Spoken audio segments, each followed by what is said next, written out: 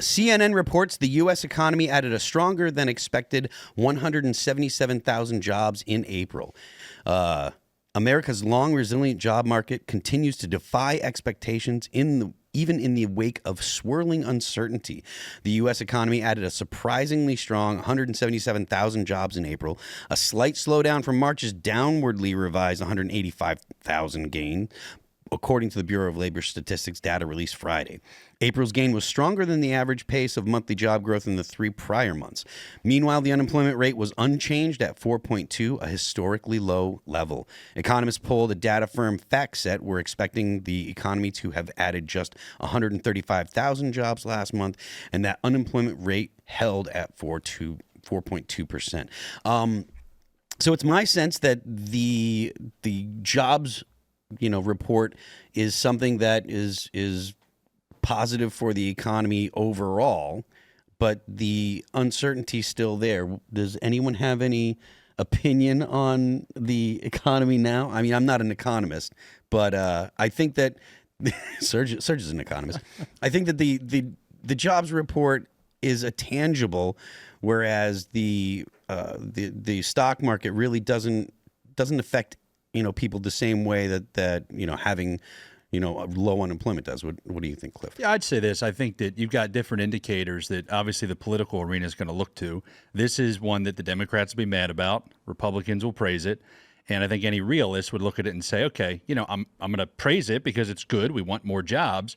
But to me, it's going to come down to what's the impact of the tariffs? What's the impact of the spending bills towards the end of this year? Do we actually cut the spending that DOJ has, showed us all this waste, fraud, and abuse? But I think this is the first step, is to track some of these smaller things, because this is going to dictate 2026, right? When you're looking at this midterm election, I mean, these are the small numbers, but I think it's going to build towards this idea of, well, we actually going to cut spending? We're actually going to do what the Republicans said they would do? And I think the tariffs, to me, it's the big question.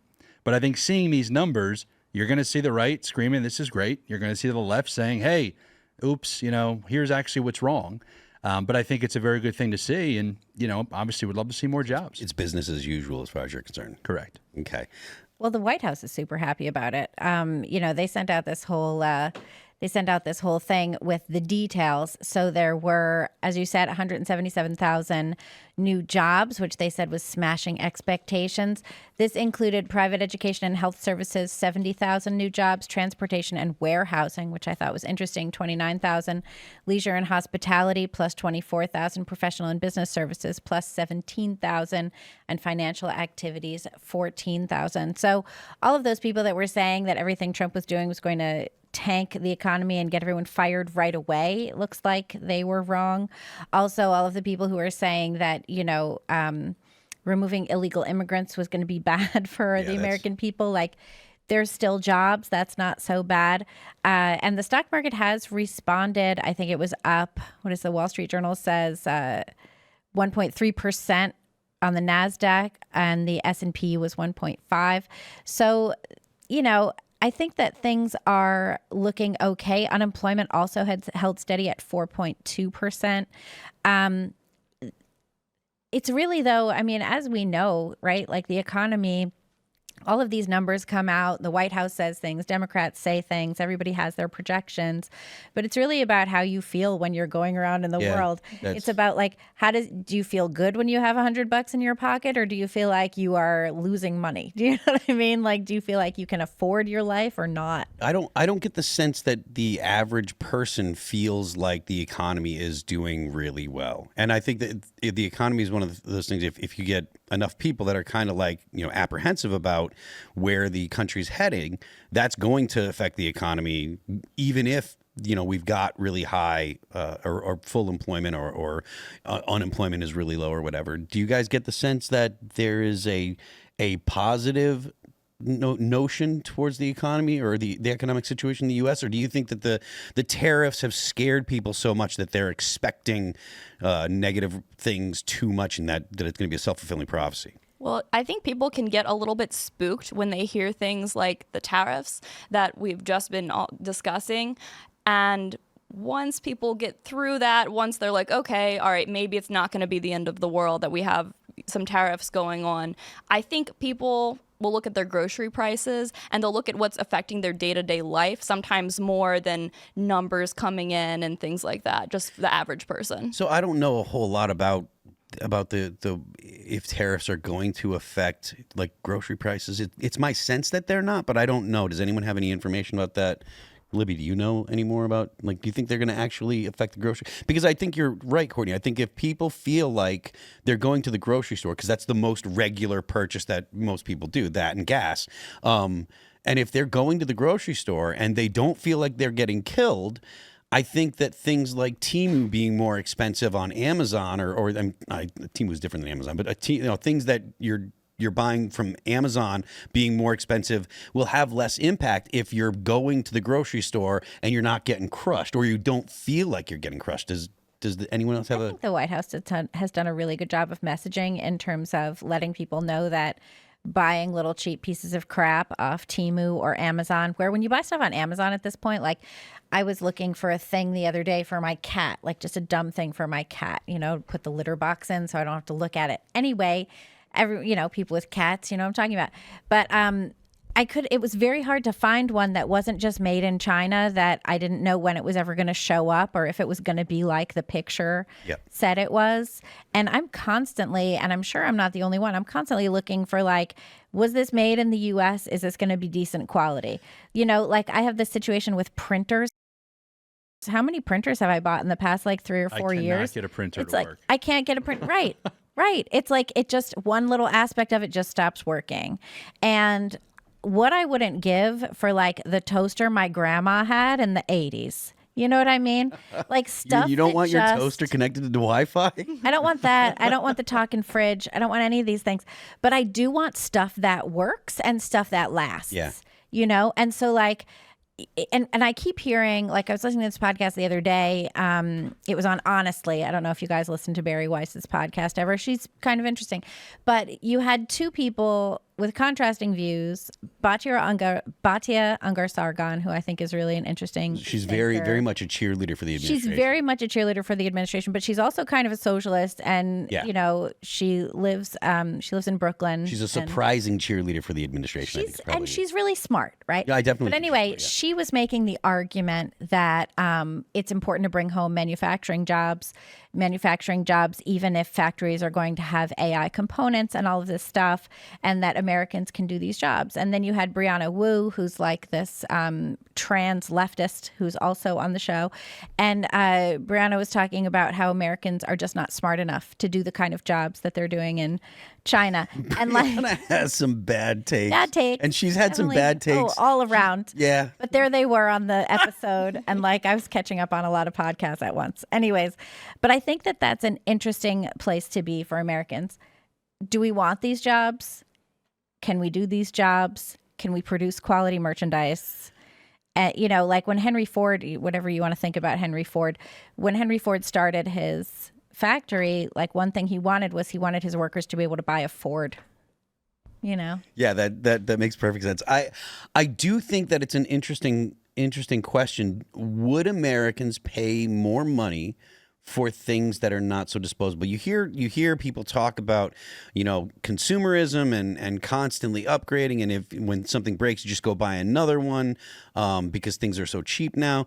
Do you guys get the sense that people would buy or are comfortable with buying higher quality and paying more money? No. Would you pay $75 for a toaster if you knew that was the last toaster you'd ever have to buy? Oh yes, I would. I said no because I saw a company did that experiment. They were like, it's going to cost us, I think 2.5 times more if we do it out of China. So they put it on their website, buy it from China for $350 or from America or whatever it was for $790. What was it? 0 people bought the American thing. I'm trying to look it up right now. I'll look into it. That's because the other thing was available at a cheaper price. Yeah, and the reason I asked, the idea is that the $75 toaster is available and it's a good quality toaster and it's made in America, or you could get a $90 toaster that's crap and made in China. That's the idea of these tariffs, is from what I understand. Because personally, I will go with something that I know is going to last if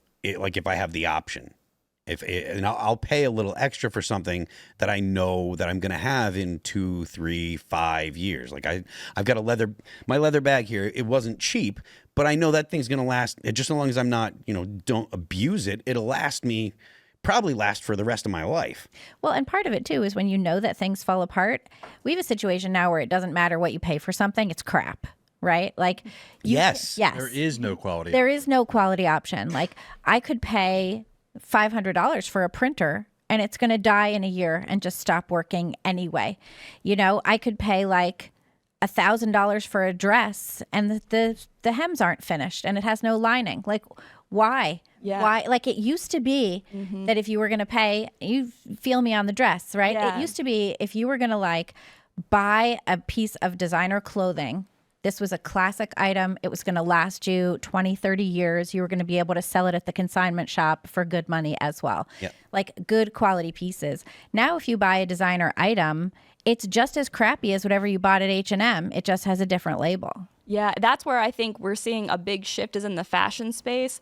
And I think a lot of the younger generations are more focused on sustainability and even more focused on cottons, things like that, better materials. I think you're right. Like, but I'm less versed in fashion, but I know that like if I am going to go buy a tool, I'm not going to go to Harbor Freight, right? I'm going to go buy a DeWalt, or I'm going to go buy, a good a Craftsman, a good quality tool that I know that I can, bring back to the manufacturer and be like, yo, this broke if something breaks on it. But you go to Harbor Freight, you're getting what you pay for. Now, I know there are people that love Harbor Freight stuff, love Harbor Freight because they love that cheap stuff. But you can't deny that the quality is not the same. And so I think that it does go beyond just, fashion and stuff. Well, I think people are a lot simpler than politicians or these economists make them out to be. It's like consumer choice, right? If they have options, they're going to look, they're going to see, like you said, if it's provided, maybe the study shows they don't go that way. But I think right now what you're having, the argument from America First folks is, look, if we can make this an equal playing field, if we can get China to have to not, be able to compete with a price that's a third the cost, then there will be this opportunity for these products to come in. Here's the problem. Politically, you only have a year. Right. Right. Yeah. So anyone that ever tries to do this, you have 1 year that you have to have not just the changes made, but then the products have to start coming in. But most importantly, the voters have to feel the change. Right. When we talk about these numbers that come out of the White House, when we talk about all these high level things, I just think at the end of the day, when people walk into the voting booth, and by the way, the reason I'm always bringing it back to the voting booth is, that's why these politicians are making the decisions they're making, right? Is they're trying to figure that out. But for them to get these changes in place in time, we're talking about these changes have to be done by the end of this year. And then you've got to have products start coming in, and they've got to start feeling that by the summer of 2026. It's going to be quick. But to me, I just think people, I'm not calling them stupid. I just think that most normal people, they're trying to pay their mortgage, put food on the table. Yeah. What are the options? And I think a lot of them don't trust right now this idea that, well, there is a quality product. Because I'm 33 years old. There aren't a lot of quality products that I've seen in my lifetime. It's all cheap garbage. All crap. Yeah. All of it. And it all breaks. And then it all just falls apart. And then you're just like, I worked really hard. I got paid. I spent my money on this. And now it's in the gutter. Yeah, and I think Americans are genuinely pissed off about that situation. It's so infuriating, right? It's so. I think it's one of those things where like people don't realize they are until like something breaks, and then they realize, this is frustrating, and then it goes away. But then when it's something that kind of stays in the back of their mind, but they don't really think about Well, they it. ordered on Amazon. It's there in 2 hours. Yeah. It's the same. Well, and now there's rinse, the new wash, thing repeat. where it's like hard to return stuff too. It's hard to they make it like increasingly harder to return things. I'm not sure what the deal is with Amazon lately, but I've had like 3 orders that I've ordered in the past like 3 weeks and have issues getting to my house. Last year I bought a pair of shoes for my son, and instead of the shoes I ordered, it was a pair of used Reeboks with gum on the bottom. Oh my It gosh. showed up in the box, and I was so grossed out and horrified. Yeah, and I couldn't get any response, and I think I had to like take to Twitter to be like, Hey, look fix at this. this. Do you guys actually take the time to return things? If we're talking like something that's under $50? I usually on what do, it is. but they'll just give me the money. They'll just be like, fine, just keep it and keep the thing. If I like it broke, or if it's any kind of food product, they don't want it back. So if they send you the wrong food product, you just tell them and they'll refund you on the fly. I don't abuse it, but sometimes they'll literally, like you said, Phil, I'll get like 3 orders in a row will be wrong every once in a while. I got a wave of it like 2 months ago. I don't know if you guys did. 2 months ago, I just think we have it so good and don't realize it, because I think the majority of people, and I get it, some people having tough times, but the majority of people, you order like a shirt for $30 and it comes in and it's the wrong size. Are you really going through the process of getting the return label, sending it back? I just think a lot of people, they're not doing that. Well, that's why they make it harder to return it, because they know that if it's hard to return, most people are just going to eat that $30. But the thing is, there's 2 sides of it, right? So if you don't like shopping on Amazon and getting garbage delivered to your house that's wrong, and then just eating the $30, and you want to go to the store and try and buy something there, you can't find the thing at the store. Right. You know, like it's hard to like just go buy something at the store that is the thing you need. So a lot of times you end up having to buy it. You know, you'll go to like Walmart or whatever, and instead of like 5 decent options, there's 1 option that sucks. Talk about having a good, like even just the idea of the store. Like there's a store called The Store that we are just so used to. I like the store. available. I want to go to the store. What is the store? I want to go to the mall. I I want to mean, buy it is- stuff at the mall. It is. I do like. too. I really do miss like having the ability to go and like pick something up if I need it. Like Amazon's cool and stuff, but a lot of times I'm like, one of the things that I've been waiting on is just red Loctite. Why am I waiting on red Loctite? Why don't I go to Lowe's? Well, because it's on Amazon and I just hit the button and say, okay, it should be here tomorrow. Well, guess what? Now I've been waiting a week and a half for my damn red Loctite, you know? So I do miss the fact that you would just be like, oh, I want to go to the store to get this, or I need this, and I'll go to the mall and pick it up. I had a funny experience on Monday. I was at the White House for the Eagles celebration. So I'm trying to buy a green suit, and it's plays to this. You know, I wanted to get a green suit. I was looking for a Kelly green suit, but any green suit would have done. But I'm in Vegas. I'm out there, and I'm like in a massive metro area, and every single men's dress store that I would go to. Now, this is a first world privilege problem, okay? I'm not talking about a $30 expenditure, but I'm trying to got this invite, and every single person would say the same thing. They're like, oh, well, you can order online, there's tons of options. And then I go on Amazon, I order this Kelly green suit. It comes in, it looks like I'm a leprechaun, right? It doesn't fit, it's horrible, the material's just garbage. Yeah, you're right. I miss that experience. You used to be able to get that in Philadelphia at Crafts Brothers. There you go. South Street. It's same with food. I want to test out my food before I buy like my produce. I want to feel the melon. Same with the shirt. I mean, it's the same with the shirt. But because of this upward momentum of finances, especially since COVID, the acceleration, the hyper conglomeration of corporations, you're seeing like megacorps in control of a lot of. I feel like the issue sales. is that COVID kind of gave us a taste of what it could be, but as time's gone on, the quality that products used to have from Amazon, right? Like you used to be able to get decent stuff from Amazon. It's really just gone down the tubes as more and more and more people got used to having things delivered to their house. It's like once you get used to that, you knee-jerk to Amazon to get anything, and then it's like companies realized, oh, we can just sell garbage on Amazon and people will buy it. So it's like it's an unhappy byproduct of constantly getting stuff from the internet as opposed to going and buying. I'm sure they have this conversation at Amazon and they're like, okay, we're going to just sell crap. We're going to be willing to lower our Amazon quality. doesn't sell stuff. Or they'll facilitate the sales of whatever cheap quality. And then they're like, if they return it, they return it. It's a cost on us, but odds are they're not going to return it because they just play on that. And I think you're probably right. That's why I almost never buy anything from Amazon unless there's something that I just cannot get. I'm like, nope, I'm going to go to the store. I'm going to try it on and make sure that it's something decent. And even still, that's the sad part, is that so many of the products that are in the stores, even that you go to look at, it's terrible. I had a pair of shorts that I just bought. I don't normally go to the big department stores, but I went to JCPenney's and I got a pair of shorts. The first day that I wore the shorts, the button failed. Yeah. And it broke out of the whole shorts. And I'm like, what in the world? I'm like, what is this garbage?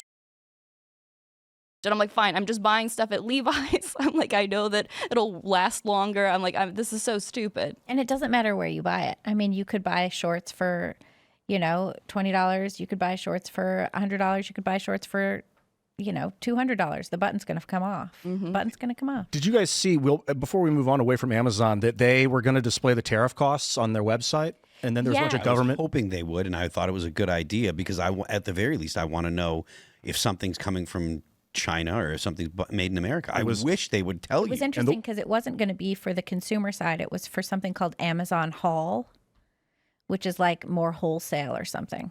The White House pushed back. So as of 3 days ago on CNBC, Amazon says display tariff costs not going to happen. Yeah. Government always hates transparency. I mean, think about that. Amazon is trying to put this forward. They probably, if they wanted to go forward, let's say they'd have it done in 3 days, I still can't tell you what it costs to go to the doctor's office to get a routine physical. No one I mean, can. there's no transparency, and the government loves shutting that down. Why do you guys think that? Is it the cheap quality just because they can get away with it because China has a monopoly on manufacturing right now? Well, I think because people expect to replace things as opposed to have things that last. Planned obsolescence. Yeah, that's something that's been fairly well known, and maybe it has something to do with the fact that there is such a turnover in technology now that kind of that mindset is filtered into other products as well.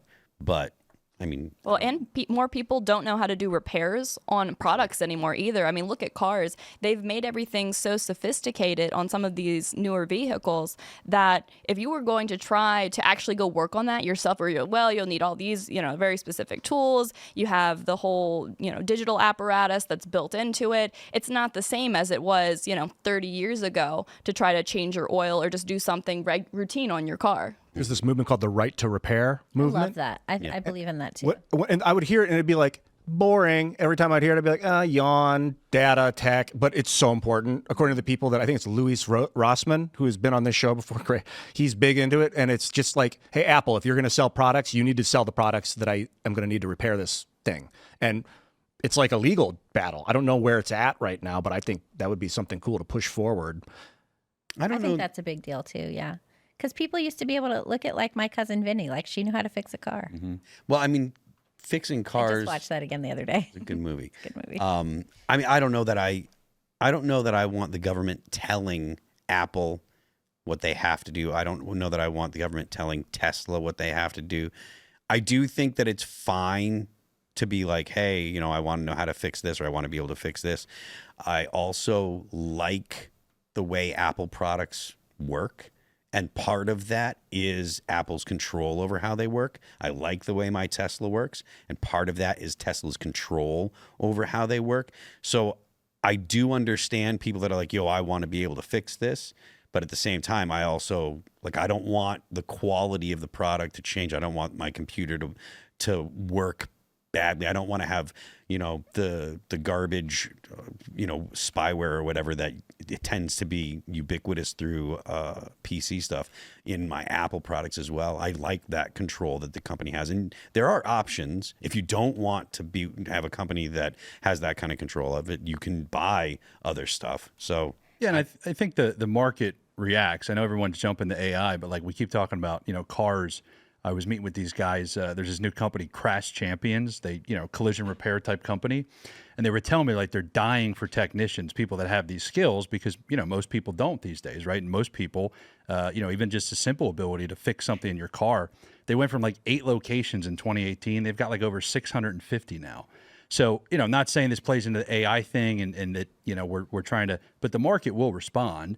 And I think a lot of these things, it's interesting to see. Yeah, we'd like to be able to fix it, but there is an argument here. It's creating a lot of jobs, making it so that things are popping up. But yeah, the Crash Champions, I was talking to them last week and kind of fascinated with, how the market is moving to that because it's a real skill to be able to fix those things that most people, they just don't have that skill set. And they're repairing stuff with new technology?